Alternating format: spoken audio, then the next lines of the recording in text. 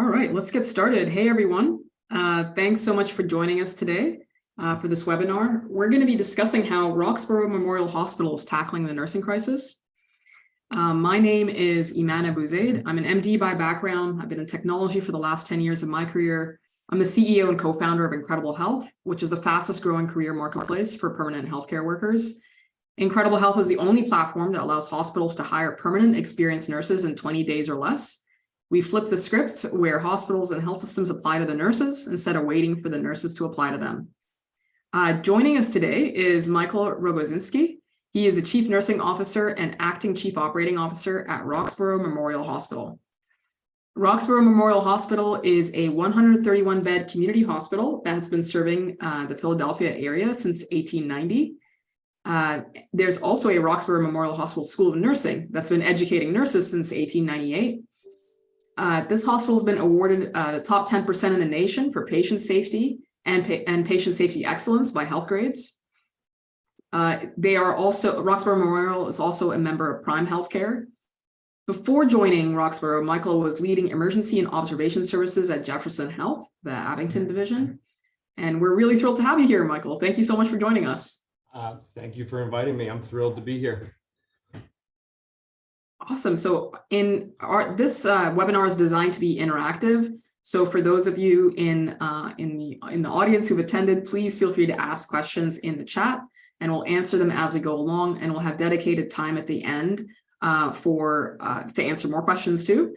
This webinar is being recorded, so a member of the Incredible Health team will be in touch with the recording afterwards too. And so today we're going to be covering a few different topics. We'll do a quick overview of the state of the nurse labor market today and where we're at.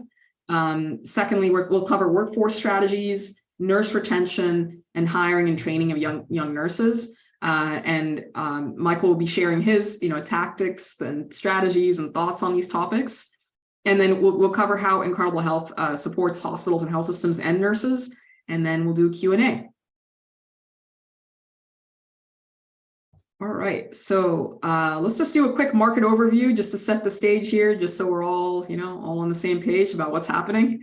So at a high level, the demand for healthcare in this country continues to increase, right? Because our population is aging, but the supply of workers, of healthcare workers in particular, has not kept up with that demand. Healthcare has been the #1 employment sector in the country since 2018, and we have 1 in 8 Americans working in healthcare.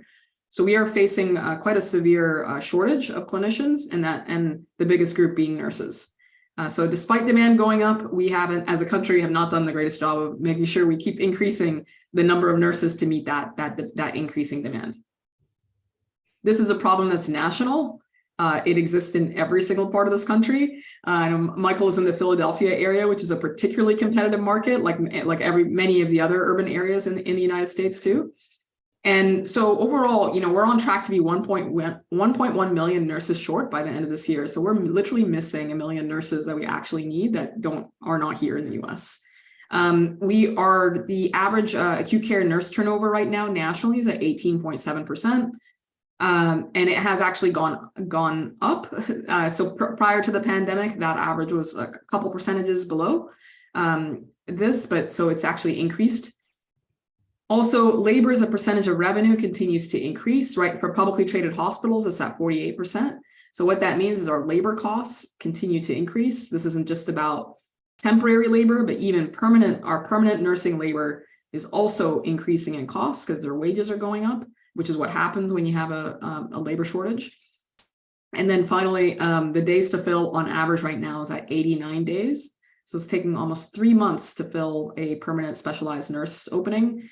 Now we have some teams that are faster than this, some that take a bit longer, and it depends on the specialty, but the national average right now is 89 days. All right. So I did want to just share, just Michael, I guess these stats resonate with you. You're feeling this day to day? Yeah, they seem really optimistic, actually. I think regionally, depending on where you are, some of these numbers are much higher.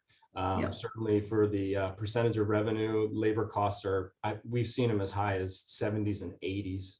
And then I think in certain areas too, we're seeing the average annual acute nurse turnover in the high 20s in some areas too. So That's right. this gives you a general idea, but I think certain areas are suffering a lot more with this. Oh, absolutely. So one thing that we have the advantage of doing is a two-sided marketplace that's powered by software is we just we're able to collect an enormous amount of data in real time all the time. And so when nurses are signing up on the Incredible Health platform, and we now have 1 in 4 nurses in the US on the platform, and over 12,000 nurses join every single week, we ask the question when they're creating their profiles, why is it that you're looking for a new job? You know, why are you here? And the top reason that we see is a desire to advance their careers. So that can mean many things. That can mean nurses that are trying to move into leadership. It can mean nurses that want to expand their skills in their current specialty. It could mean nurses that want to cross-train and want to move to a different specialty. It could mean a whole range of things, but the number one is, you know, the desire to advance their careers.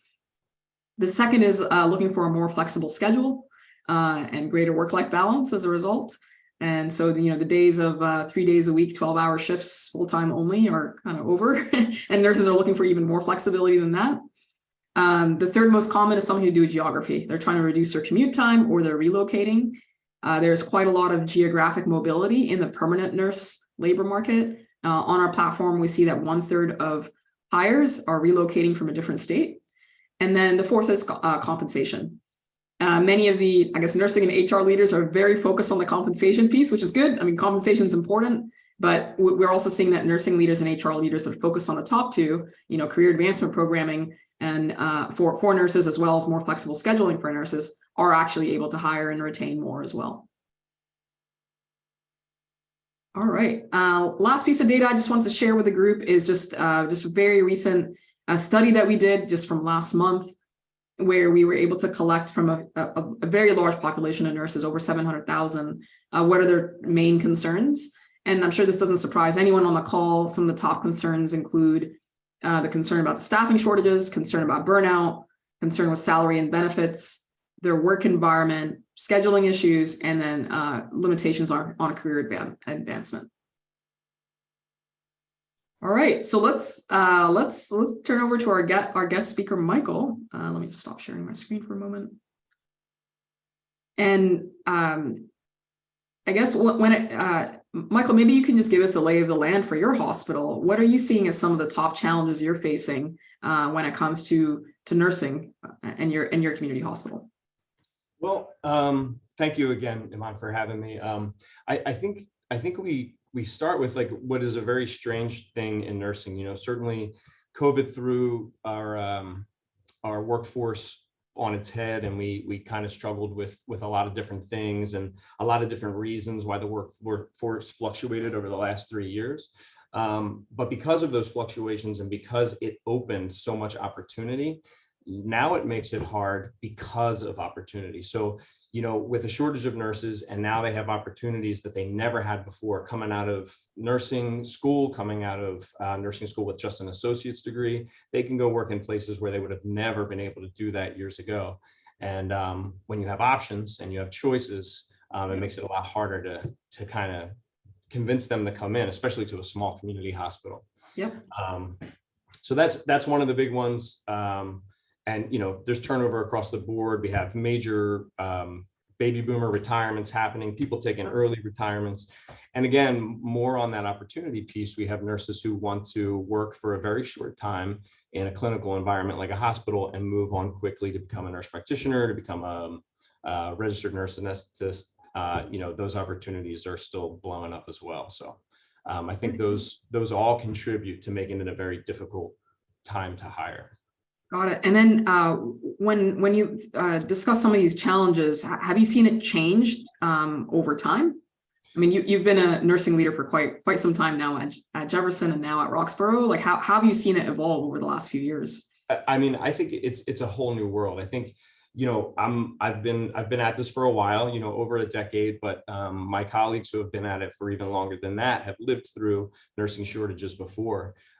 Early in my leadership career, I remember a time where I was turning down 3, 4, 5 applicants for a single job. And these were qualified, experienced applicants. We're lucky to get an applicant in certain job postings at this point. So it's very, very different. You have increasing salaries. We're constantly trying to keep up with the Joneses to pay a market value. It's becoming unsustainable. I think everybody on the call can feel that pain. Reliance on, I remember a time where we brought in agency here and there to spot fill, but when you have entire nursing units staffed with agency staffing, it creates a very different dynamic.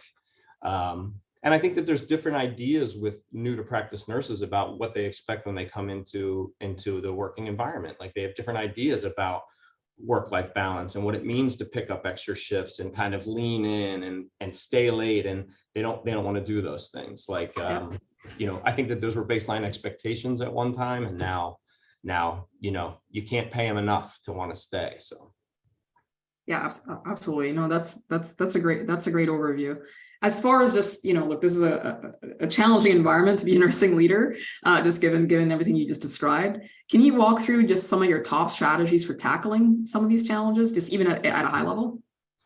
Yeah, sure. I think as these challenges unfolded, especially over the last 3 years, the word strategy strikes me as funny because we didn't even have a chance to strategize. We were just kind of holding on by our fingertips.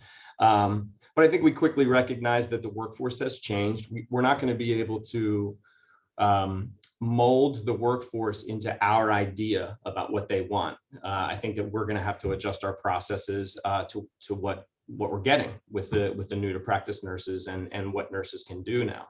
So, naturally you have to make yourself marketable. You have to establish community relations with your local colleges, with local, even high schools, to try to pipeline nurses to your organization.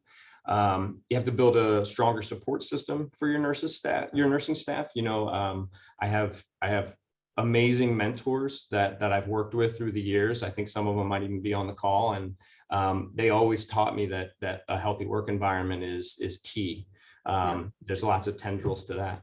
And then, of course, we have to work harder on reducing turnover and making efficient HR policies to get people in faster.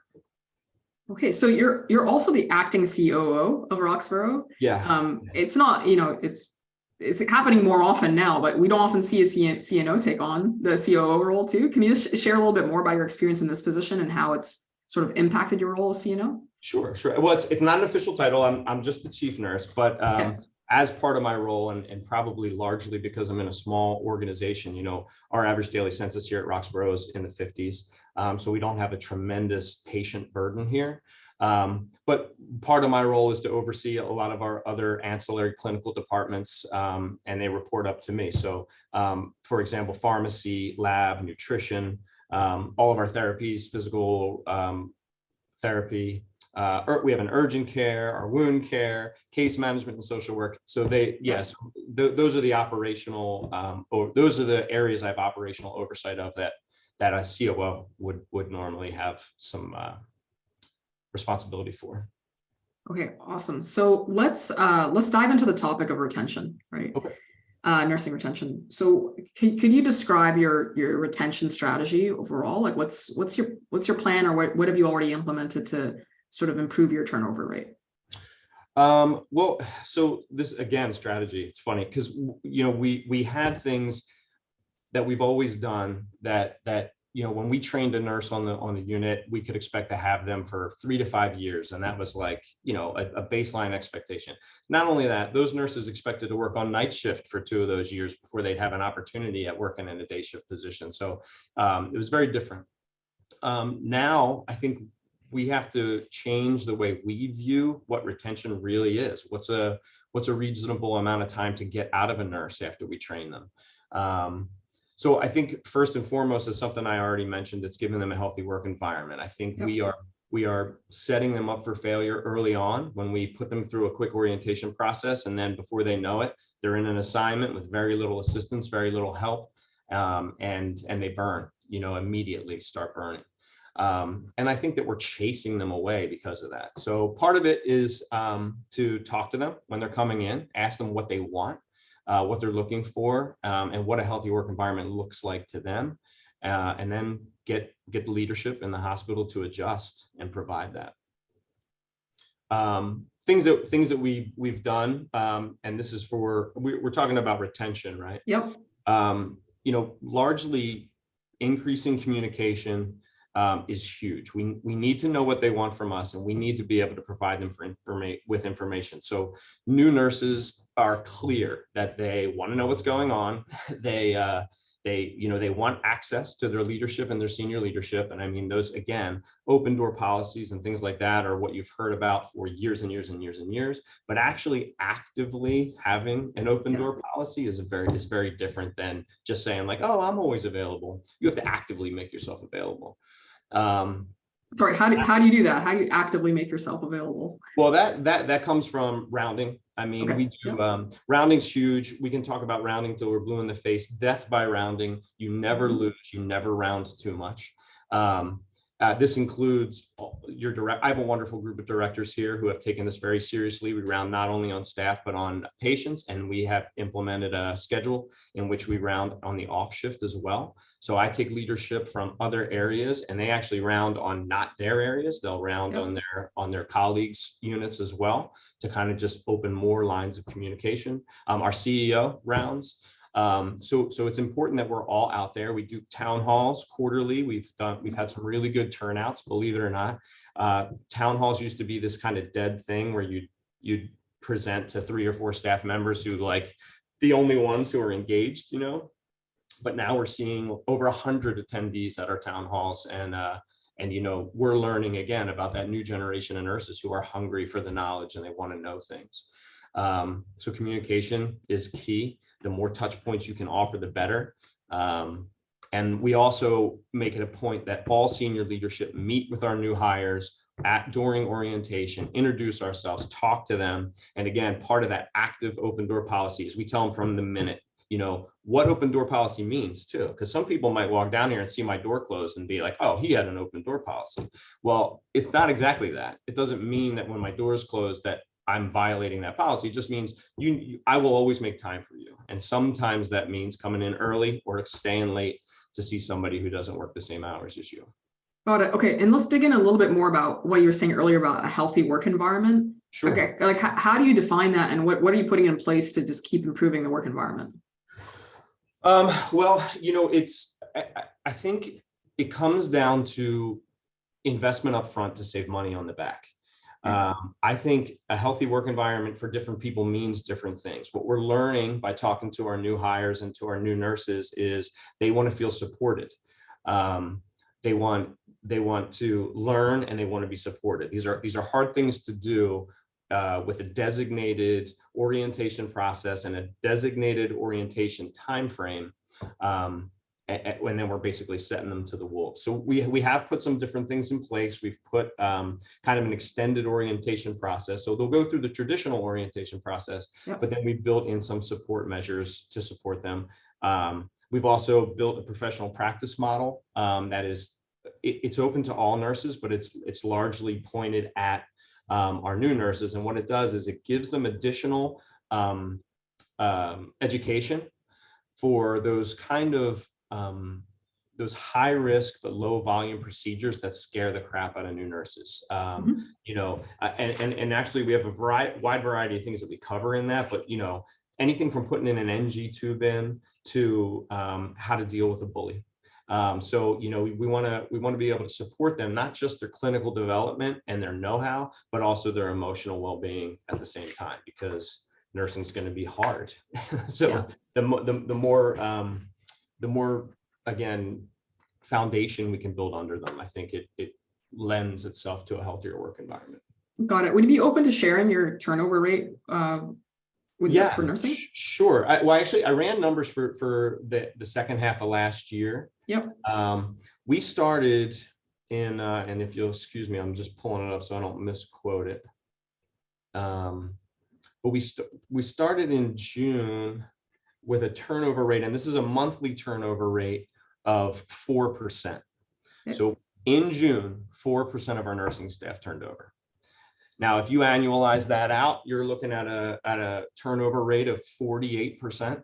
Yep. That's certainly not sustainable. But through the implementation of some of these things and some things I haven't even mentioned yet, but largely increasing that rounding presence, largely increasing that communication with the new staff. By December, we were under 1%. For And monthly. Yeah. monthly, yeah. So if you annualize that out, you're looking at about a 12% turnover rate, which is more than acceptable in this day and age. So we haven't sustained that for a year, but we have taken the average from between 3 and 4% monthly down to between 1 and 2% monthly. So that's a major win for us right now. And we are seeing early on in this year, as we go through the first months, with one blip in April, that we're maintaining that. So. Okay, I mean, that's congratulations. Like, that's amazing progress and a huge drop in turnover. You mentioned the importance of communication, the importance of a strong work environment, the importance of fantastic orientation. Apart from the turnover rate, are there any other sort of metrics you're using to measure the success of your retention strategies? So not a metric per se, but we have another thing that we're doing to increase those touch points is my director group and myself have moved into having one-to-one conversations with our staff, either scheduled or unscheduled, except for our yearly evaluation, which is largely the only time when many managers and or directors would see their staff on a one-to-one basis. They now have a goal to increase that by either 1 or 2 times that year to have that sit down conversation and open up to gather, things that we can correct ahead of time. So that feedback is one thing that we use to see if what we're doing is working, if we're doing a good job. And I think just to circle back to the turnover rate, the turnover rate in and of itself is a good metric, but I think you need to slice and dice that, right? Yep. You need to see, is my turnover rate made completely up of my new hires? Is it people who are only here 4 months and I'm just stuck with the people who have been here forever? Or are we losing our experienced nurses? And I think however that marches out is a way to strategize and attack where you're seeing the issue. Okay. Just curious if you offer internal like transfers or any kind of cross training internally for your staff? Yeah, sure. I mean, so we certainly want to, again, pipeline. We want to hire people who are interested in nursing specifically, or any other role, into the hospital, into maybe an entry-level position, and then support them through their education and make this a place that they want to come work when they are a nurse or they are a physical therapist or whatever. So we certainly do that. We have GN positions where we're bringing people in before they're licensed, and we're starting their orientation process, so that can coincide with when they get their license. They can kind of start right away. Yep. And we're actually kind of building a new type of position that would take someone basically over 2 or 3 years through all different levels of care through the hospital. So this is still under development. We haven't made it. And I think there are places who do something like this, but basically we would hire a new nurse. And after their orientation for the first 6 months, they'd work in med-surg. Then we would transition them to our PCU or our step-down unit, and they would work there for 6 months and learn that. And then we would transfer them to our ICU, where they would work for 6 months and learn that. And then, maybe we give them an option, maybe they want to go to the ER, or maybe they want to stay in ICU, or maybe they want to go back to PCU or med-surg. And then by the end of 2 years, they've really gotten a taste of lots of different things. They haven't gotten bored, Yeah. and they haven't wondered, while they worked on med-surg or in PCU or somewhere else, like, I wonder what it's like if there. I think when they do get bored and they feel like they need to make a move before they've even put a year of work in, they're more likely to leave because they don't want to face that scrutiny of like, I know I haven't even been here a year yet, but I want to transfer to ICU. Do you know what I mean? Yeah. So they'll just take a job in another ICU. This might be a way to keep them, and then, keep somebody on your schedule for 2 whole years, which is, that's almost double. That's pretty good. Yeah. Yeah. Yeah. Okay, and then let's talk about the topic of scheduling, because it does come up as the number 2 reason for why nurses leave a job. Yes. What's your philosophy on scheduling, and do you offer flexible schedules? Like, what's your thoughts on that? We do self-scheduling across the board. I think this should be a baseline function at hospitals at this point. It is really the only way for people to feel like they have control of their life. And we found that through a self-scheduling program, they're more apt to make moves and change and to support you when they again have that control. Now, you can't just give everybody everything that they want. There's always a negotiation process after everybody's entered their schedule, their dream schedule, as we've called it in some places. Sometimes you have to negotiate or make moves. And at the end of the day, the needs of the unit have to come first. But as long as, again, you're communicating and you're talking about it, and you're making concessions for staff who are willing to make changes to support the unit, I think that's a good way to tackle that one issue that's facing everybody. Got it. Yeah, I think a question came in from Peaches Percasio, just about the topic of scheduling. And Yeah. have you made any, apart from self-scheduling, have you made any any changes to like accommodate the wide range of desires of scheduling preferences? So another thing that we've done, and this I haven't implemented here, but we've done it in the past, even with self-scheduling, you're going to be getting, you're going to get people who are not satisfied. Either they're not technically capable and they have a hard time with using the system, or they're just, they can't be, they think that, we're always working against them. One thing that we did is we kind of waffled it back to them and said, okay, fine, we are going to build this. We did this in the ER at my previous job. We built a staffing schedule, a staffing committee of all the loudest voices. We're like, okay, you're now a committee. And we basically handed it to them. And we said, at the end of the day, these are your goals, these are your requirements, but you guys make the schedule as you see fit. And really, it was kind of amazing when they saw what we had been doing all those years, and how hard it is to accommodate everybody. And then their feedback to their coworkers was more effective than anything that I could have ever said, So sometimes putting it in their hands is the key. Awesome. And then because it's going to come up, so we might as well just ask the question, what's your philosophy on compensation? Well, I'm a nurse, so I think that we should all get paid a lot more. But I think that we're reaching a danger zone here with compensation. I mean, certainly with the money that we pay for travelers and agency, there is a tipping point here, and I think many hospitals, I can certainly speak in the Philadelphia region, many hospitals are reaching that tipping point. I mean, it is becoming unsustainable. You're never going to meet a nurse who wants to get paid less for the work that they have to do. Yeah. So my philosophy is I want to pay a fair market wage. I want to pay fairly, but I think that I'm trying to get them to focus not just on that. They need to understand what other merits and what other perks they have based off of where they work. And I think that that's the job of the leadership, to highlight those things. Like, yes, I understand that you could go down the street and make $3 more an hour. I get that. But did you consider this? Did you consider this? Did you consider this? Right. And each person needs to know those benefits that exist in their own organization.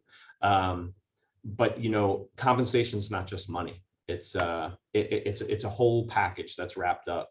And it's also your well-being and your mental well-being at work. So $3 an hour isn't a lot when you go from a place where you're largely happy and have some control over your schedule to a place where you're slammed and feel like you go to hell every day. So yeah, absolutely. So some of the, I guess, curious as to what are the sort of other non-compensation like perks and benefits that you're highlighting. So you mentioned one, having control over your schedule.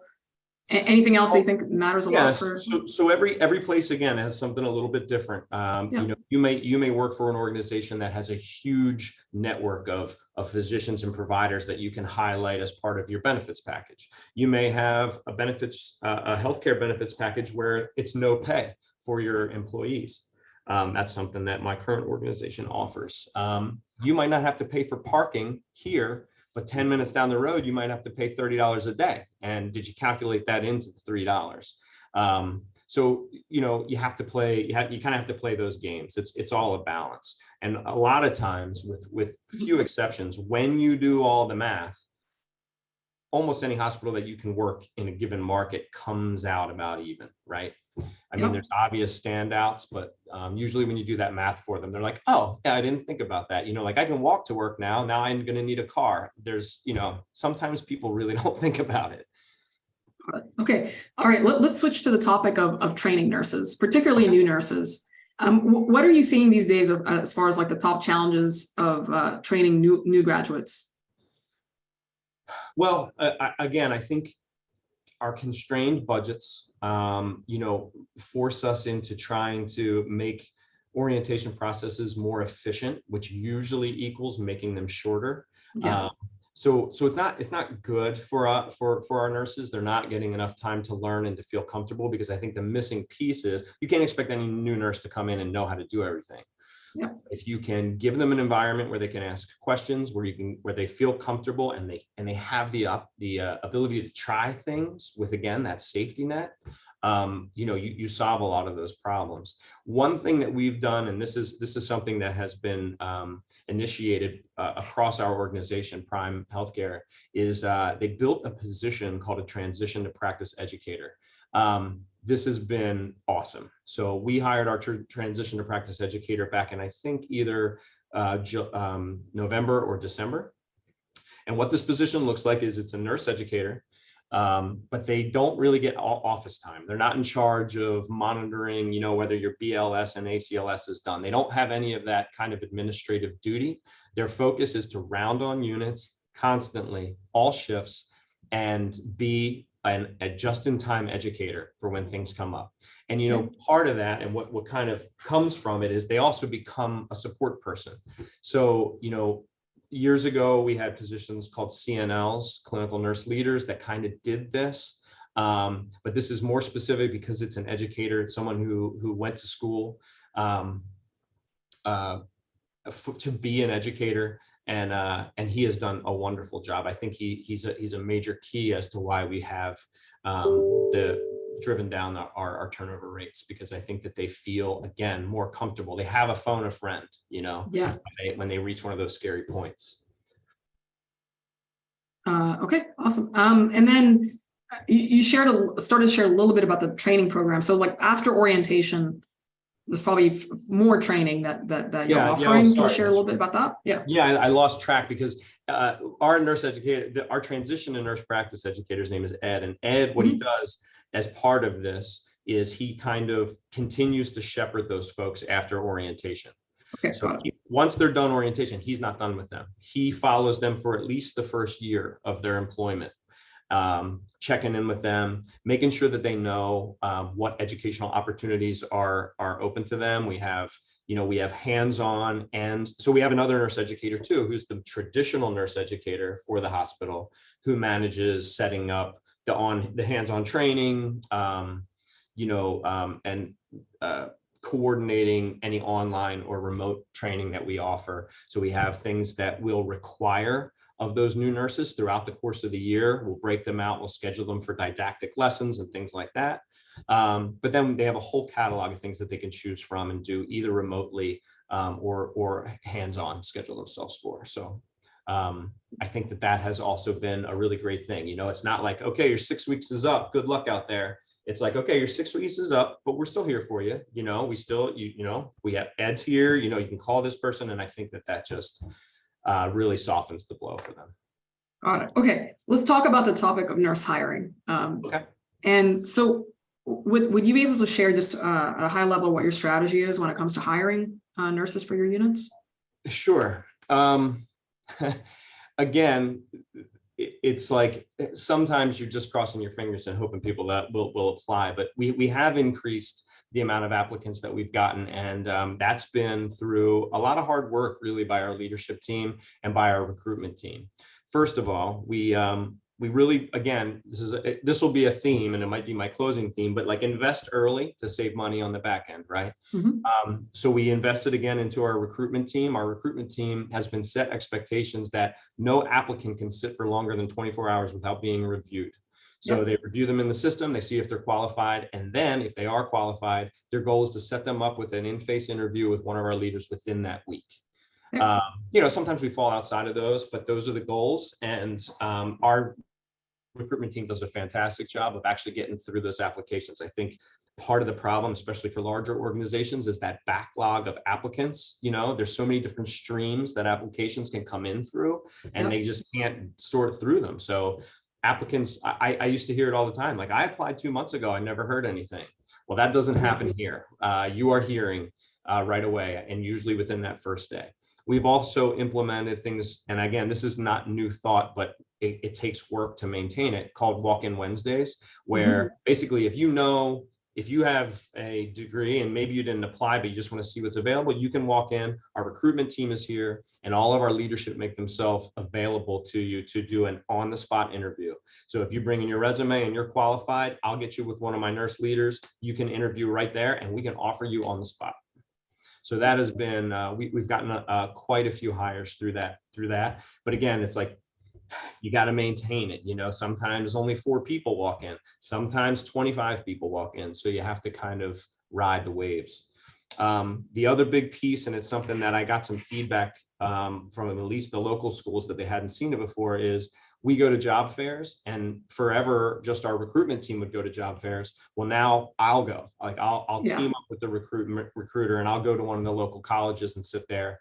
And, they're more apt to come up and talk to a leader at a hospital. And even if they're not interested in working here, I'm always an open book. I'll tell them exactly what I think, or give them advice on a direction that I think that they should go.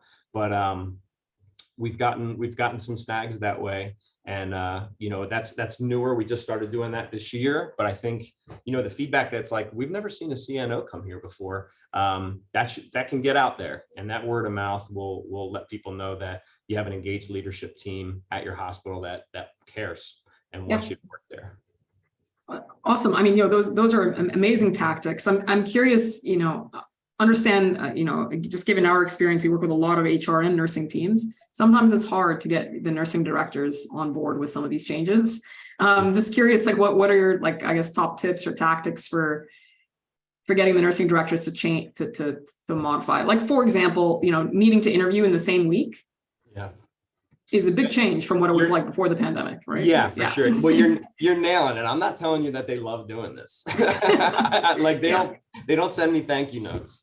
Again, I'm very lucky in my current role with the group of directors that I have. They see it. They see the big picture. They know what this means. They know that this hard work, kind of invest early for less pain later. Their hard work now means less agony trying to beg people to work downstream. So they've really largely been on board. Now we fall off. We're human beings. We all do. So sometimes it takes some shepherding, and I guess that falls to me. But I'm also really lucky because I've gotten to know them, and I'm not going to speak for them, but I think that they feel comfortable when there is an issue to come to me and say, listen, I can't do it this week. And I have to be the person that says, okay, I'll cover you. I got you. Yeah. And that's where my hard work comes in. All right. So you even have a backup process set up? Well, yeah. Well, if you mean me, yeah. Yeah, I got it. Awesome. And then I guess, are you open to sharing how many nurses you hired, say, last year? Yeah, yes. I spoke with my HR team. We actually, over the course of 2022, we hired 90 RNs. Okay. 56 of those were into a full-time or a part-time position. At the beginning of last year, we had in excess of 30 open RN positions. Our last team meeting, we had 7. So so some major wins. We did have some turnover, we continued with it, but we've been able to, and I think, again, it's a lot of these HR efficiencies that have allowed us to keep kind of churning through. And I meant to say that when you talked about that hiring philosophy, I can't keep the same philosophy I had, right? I have to we have to adjust. So we've been really trying to streamline all the HR portions of this. We're like, okay, what do we used to hold hires up for certain things? Like, okay, well, we're not going to make them an offer until this comes back or that. Yeah. We really parse that out, and we're like, what do we really need here? So we cut out all of that kind of extraneous stuff. It's stuff we still need to do, but it's not something that should delay a hire. And we've been able to really get people in a lot faster. So speed is the name of the game. Because again, the opportunities, if I'm a nurse and I applied to 4 jobs, who's getting me first, And if you let somebody sit in your queue for 30 days, they're getting a job somewhere else. No one else is taking that long anymore. So. Yeah, absolutely. And then how do you think about the ratio of experience versus new nurses when it comes to hiring? Well, I can tell you, I couldn't get an exact count of those 90, but the lion's share are new nurses. We're definitely seeing a lot more new nurses. We're not, and again, this is again one of those things that I think is just a dynamic of hospital hiring. A lot of people who started here and are still here 35 years later are people from the community. They like to serve their community. They were never going anywhere else anyway. But, I have the Jeffersons and the Penns and the Lankenalls and the mainline healths of the world all around me. We are, as a community hospital, a training ground. So we recognize the fact that we're bringing people in, if we can get a year or two out of them, that they're going to go on to be great nurses somewhere else. And when do you get to Penn working on their ICU and go, I think I'll go back to that small community hospital? Sometimes towards the end of your career, we see people do that. Or they hate the large environment where they feel like a number, where you feel like family in a smaller community hospital. But largely, once they go, we don't get them back. So we have to own who we are as a community hospital. We have to own the fact that we are going to be training nurses, and we got to keep bringing them in and keep training them. And there's a pride point in that too. Yeah, absolutely. Okay, so there's quite a few questions that have been submitted. I think what we'll do next is we'll do a quick overview of what Incredible Health is, and then we'll do Q&A. And one of the final questions I usually ask Michael is like, what are your top tips or top pieces of advice for the audience, for the nursing leaders and HR leaders that are on the call? So you can have a think about that while I go through this part. I will. I'll start writing some notes down. Okay, awesome. All right, so Incredible Health is a software company. We are headquartered in San Francisco. We operate nationally. And essentially, hospitals, they use our custom matching technology to hire nurses, permanent nurses, in less than 20 days. We are used by over 700 hospitals and health systems throughout the country. We work with very big systems like HCA and Tenet. We work with many academic medical centers like Johns Hopkins and Stanford. We work with many community hospitals too, and big regional systems as well, like Wellstar, Baylor Scott and White. We do actually have a big presence in the Philadelphia area. In that area, we work with Jefferson and Einstein and Mainline and several others. And so essentially what we do and the way it works is that first, we're the only platform where employers apply to the nurses instead of waiting for the nurses to apply to them. As you can imagine, the nurses absolutely love that because they create a profile, they sit back and relax, and they get to choose, the nurse gets to choose which interviews to accept and decline. We've also automated the pre-screening of the talent so the nurses are pre-screened by the platform before they're put in front of a talent acquisition team at a hospital. We also have built matching algorithms. So when it's a very personalized experience as a result. So let's say there's a nurse recruiter at Roxborough that happens to be using Incredible Health. When they log in, like they don't really want to see, 76 nurses. They want to see like the 11 that are the right fit for Roxborough at the time. Same thing for the nurse. Like let's say you're a highly sought after ICU nurse or OR nurse. You do not want to hear from 200 employers. You want to hear from 5 or 6 that are the right fit for you. And so we take care of a lot of that matching algorithmically and automatically based on the nurse's preferences and experience and based on the hospital's requirements too. And then the final piece is just the data analytics. As a two-sided marketplace, we have an enormous amount of data. And so we're able to share very robust analytics reports with nursing leaders and HR leaders. We can even benchmark them compared to their local, anonymously with their local and their national competition on metrics like speed, for example, and how well nurses are converting from one step to the next. It helps nursing leaders and HR leaders continue to improve their hiring operations. The other thing about what we do at Incredible Health is we have, the entire experience for nurses is on mobile, and we offer a whole range of free tools and services to nurses, including free continuing education for every single nurse in the country, accredited in all 50 states, which they can use to renew and activate their licenses. We have free salary estimators. Every nurse on our platform gets assigned what we call a talent advocate, which is like a career coach that helps them consider multiple opportunities.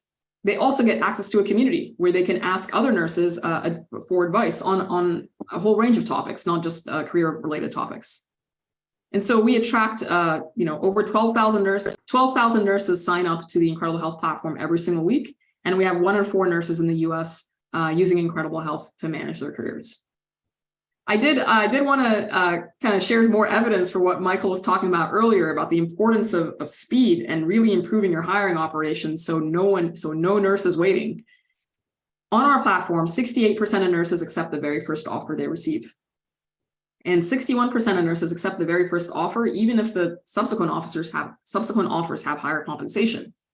And so this data is just indicates and kind of proves the point that Michael was sharing earlier, where it is very important that you process applicants within 24 hours, that hiring manager interviews happen within a few days, that same day job offers are enabled, that you can directly schedule on hiring manager calendars, that there's backup hiring managers allocated. Essentially all of these tactics drive speed. And what we see in every single market where we operate is that the hospital that actually has the best speed hires the most, not the hospital that has the highest compensation, and not the hospital with the biggest brand. So that, there's more and more emphasis and focus now on the candidate experience and on and hiring operational excellence. This is the kind of this is just results of a team that we work with in LA. For this team, we were able to get the days to fill down from 66 days down to 19 days.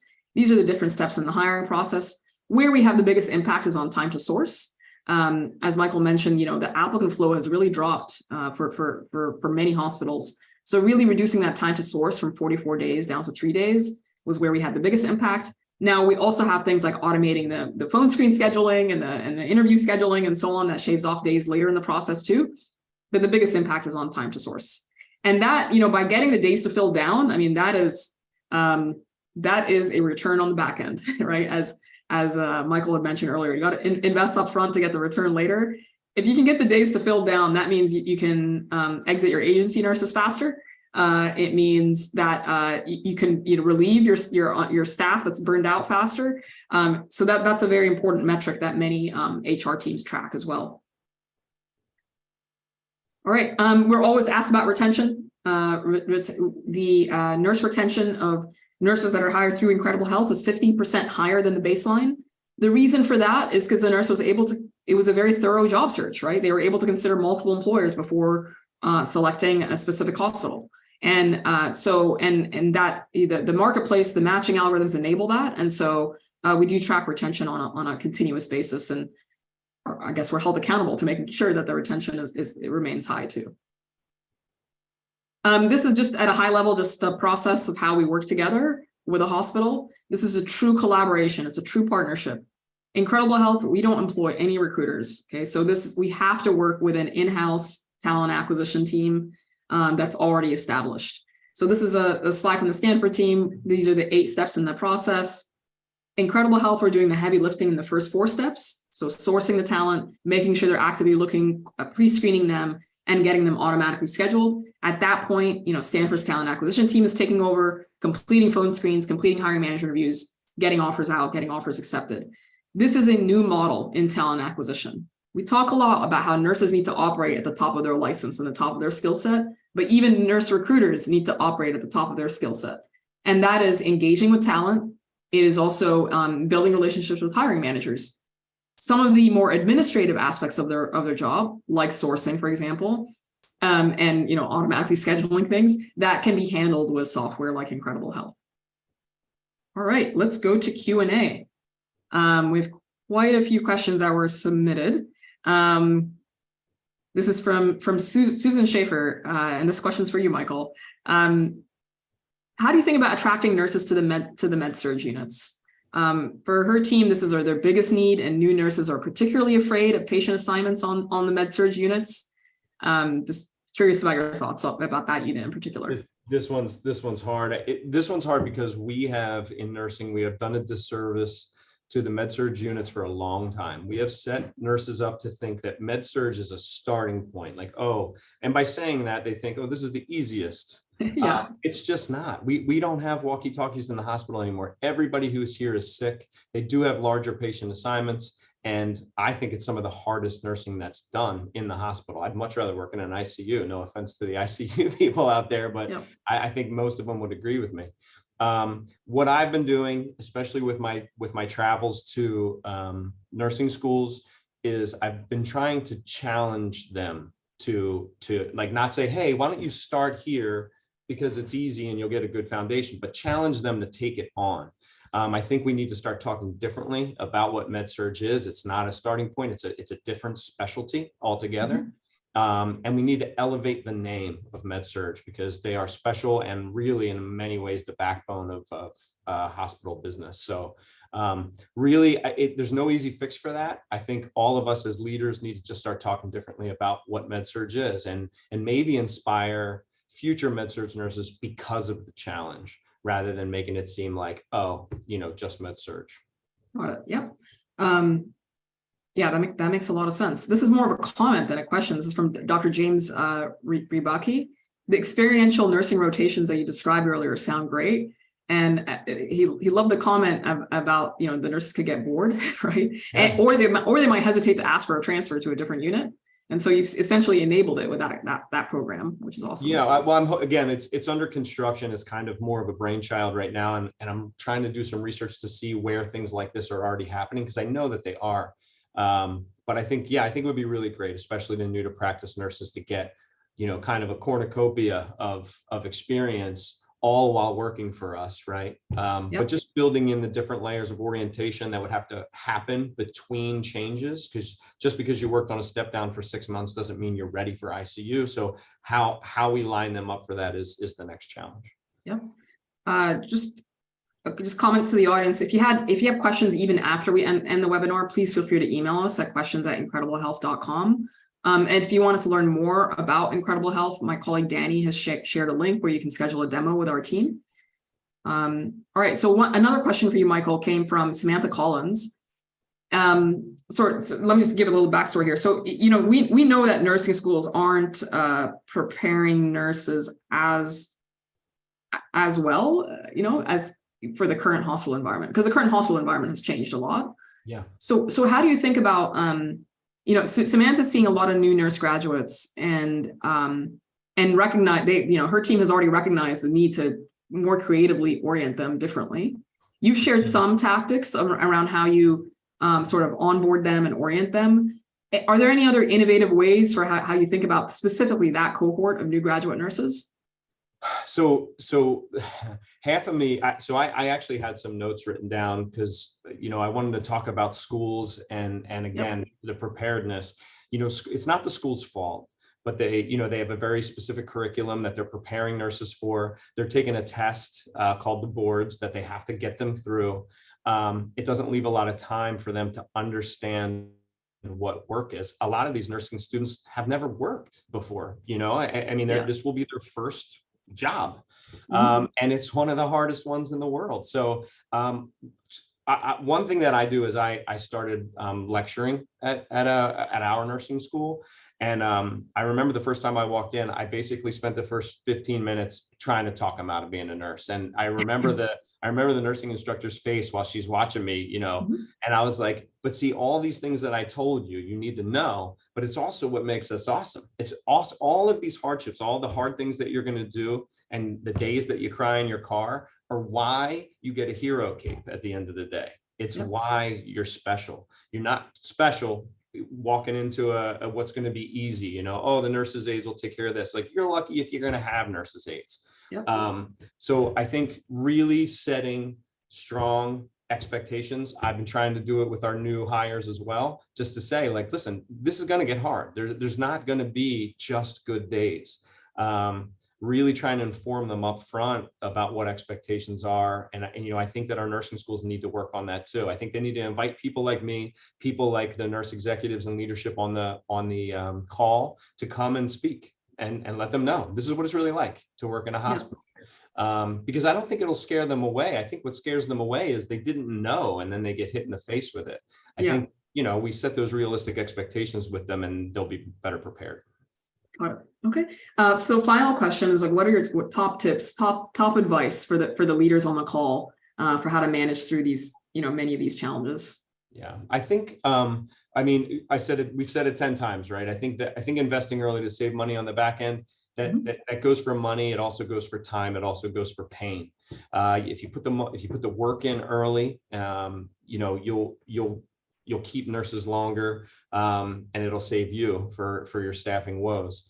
So I think that's a big one. I think that the rounding piece, I know it seems so rote, but it's huge. It has to be scheduled. It has to be done. And it's so easy, especially in leadership positions, to deprioritize that and put it away. You have to know your team. You have to. And that's for me has been the best way to get to do that. And thirdly, I think remember your nurse leaders. In so many ways, they take on a lot, and I think in many ways they're unsung heroes of the hospital. They are key to your recruitment and retention, because after places like Incredible Health or your recruitment team do all the work, it's the face of that nurse manager or nurse director that's going to hook that applicant to know if hey, this is somebody I want to work for. Not only that, give them the tools and the time to do it, because once they hook that nurse, they need the time to spend with them and help be part of that safety net that keeps people here and working and contributes to that healthy work environment. All right, awesome. Thank you so much for your time today, Michael. Really appreciate it. It was a pleasure. Thank you. Yeah, that was amazing tips and advice for everybody on the call. Again, for everyone, this is recorded, so a member of our team will be in touch with the recording. And just thank you everyone for participating, and there were some fantastic questions submitted as well. And yeah, just everyone have an awesome day. Thanks, everybody.